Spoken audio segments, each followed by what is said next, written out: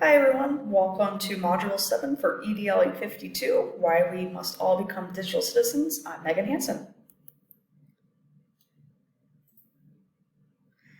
So what exactly is digital citizenship? So it can be defined as those who use the internet regularly and effectively. However, there is a difference. There could be good and bad digital citizenship. So good is when we're engaging students, showing them how to connect to one another, and how to create really solid relationships through the various online tools that we have offered. However, there's typically cons with things, and there can also be a con with digital citizenship, and that is kind of cyberbullying, irresponsible social media, and lacking like the knowledge of how to protect yourself.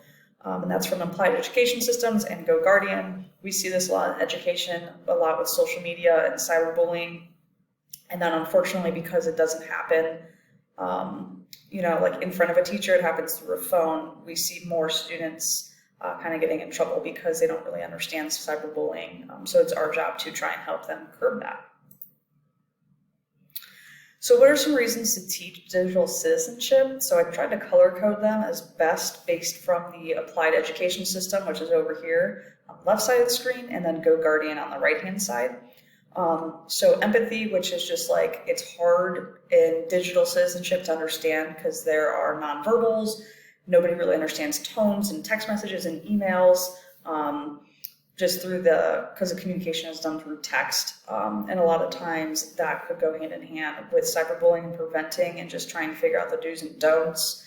The other thing is just explaining to them user data and how everything that you say and do is recorded, like nothing is actually ever deleted. So even though these kids think that Snapchat is, it's not. And if it's posted to the internet or even just on Google or anything, it can be dug up.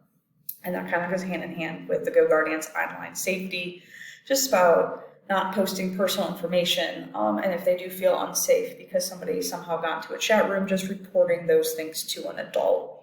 The other ones are in yellow. So for Go Guardian, we talked about digital responsibility and just teaching kids that, not to plagiarize, that if you do put personal information on there, there's fraud that can happen, and obviously your computer being hacked.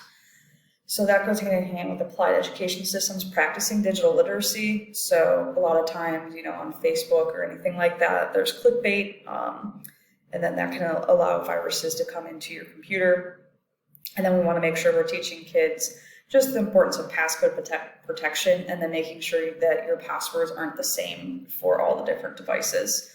We actually have a feature now on our Google Chrome if there's been like a data breach or your password's been used too many times, because I know we like to save it in our keychain, but then that provides easy access to anybody who could get a hold of the computer. Then we have the light blue here. So for applied education systems, talked about practicing digital wellness. And then Go Guardian talked about health and emotional wellness in the digital world. And it's just really putting an emphasis on limiting the screen time that we have for our students and even as our adults. I think this is a big one, especially in a post-COVID world. I'm noticing that my students are enjoying the time not being on their Chromebooks. So even though our district put a lot of money into like a one-to-one, that happened pre-COVID. And I'm seeing this year more than any that kids are like, they're okay taking a step back from the Chromebook and don't mind doing pen and paper work anymore, because I think they unintentionally got overloaded with screen time because that's how we were teaching for the last 2-3 years. So speaking of COVID, one of the things we struggled with, especially because I work with special education students, is that because they typically had a lower socioeconomic status, it was really difficult for them to have internet at home to begin with. So Spectrum actually came out to provide free internet for the students in our area. But then because it was free, the downfall of that obviously was the bandwidth just wasn't enough for everybody using it. So those students, if they had 3 or 4 kids in the house, it was still a struggle for them. So this E-rate program is pretty cool from Mendoza, just a federal program that schools and libraries can apply for in order to help students connect their learning opportunities using technology.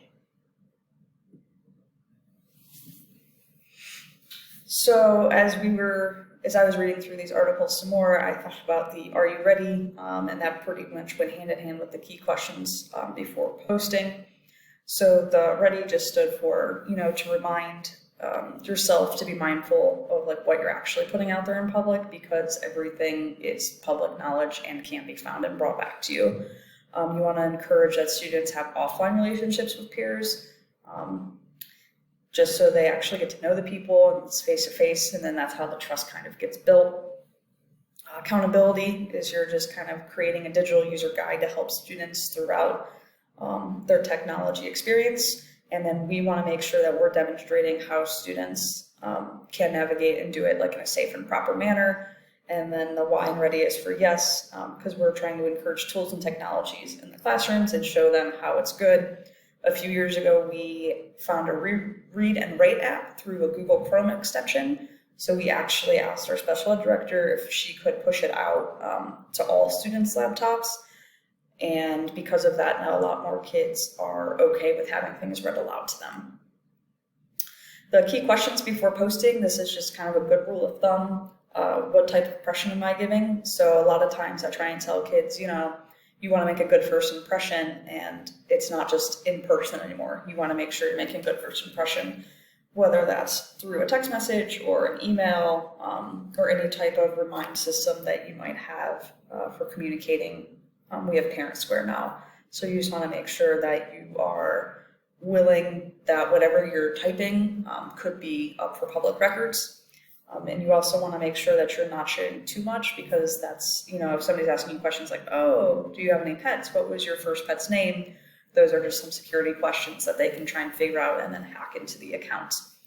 And then most importantly, you want to make sure that whatever you're saying in the media world isn't going to be copy and pasted and then put on the front page of some type of newspaper and causing a big ruckus. The curriculum samples by grade level by Harney Education Service District. So I just kind of pulled some of the ones that were most relevant. So because I teach high school, I'm just going to touch on those really quick. In ninth grade, it's just 7th and 8th grade is when the cyberbullying should really become at the forefront of education, just because we're seeing that a lot at the high school level. Things get escalated or started through social media, and just kind of giving kids the right or wrongs. We actually have it stated in our handbook now that if social media causes disruption of learning, the kids can be suspended, because a few years ago, parents were not understanding how their kids were getting suspended when things weren't happening in school. So if things start online and then they carry over into the school, that is grounds just for some suspension and some curbing of the behavior. In 9th grade, it's important that nothing is truly ever private. People could screenshot and you can find anything. In 10th grade, that's because when they can start to drive and they're starting to become closer to adults in their mind at the age of 18, is that there are risky relationships.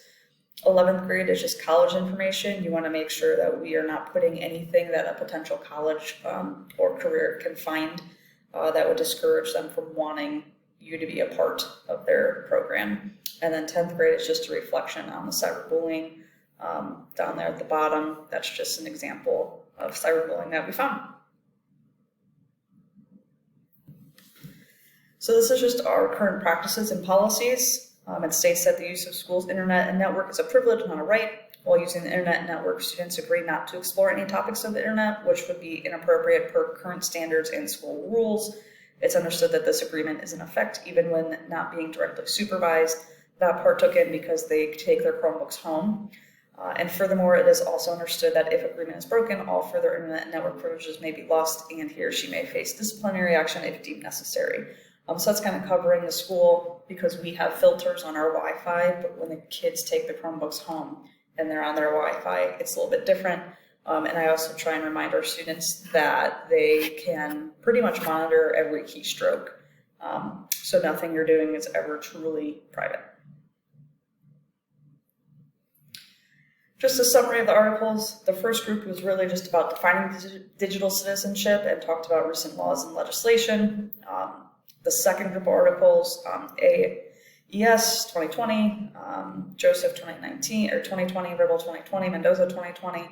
It's just why you should be teaching digital citizenship and how that could look in your classroom. It's a bit of a tongue twister for me today. Sorry about that. And then the final group just kind of gave examples of curriculums and then focused on just the important teaching points and showed how we could be implementing these in schools today. Just the correlation to the standard, it showed us ways to help students become digital citizens. It's important to do so because this is really how we communicate in today's world. Teaching students the pros and cons of technology, specifically the internet, is a critical part in education now. And it's also how we communicate with students. I think through Google Classroom, kids can submit things and then we do a private comment on there of like, hey, you need to do X, Y, and Z. And then parents have access to that and community members. So it's just important that we are thinking before we're actually hitting the enter or post or submit sign. It's relevant because as future leaders, we need to be digital citizens because we are the models for our district and community. And then just as a reflection, sometimes it's hard for me because I'm constantly learning new things. We forget to teach our students how to communicate properly. So that's something we're trying to get better at. I know me specifically in our team of 4, we're trying to work in technology etiquette to our students. And then here are our references. Have a great day.